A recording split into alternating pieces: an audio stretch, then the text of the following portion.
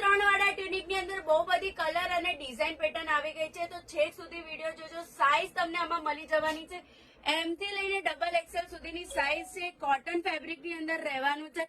છેલ્લે સુધી વિડીયો જોજો. જે બી પ્રિન્ટ ગમે છે એનો સ્ક્રીનશોટ લઈને અમને શેર કરી દો.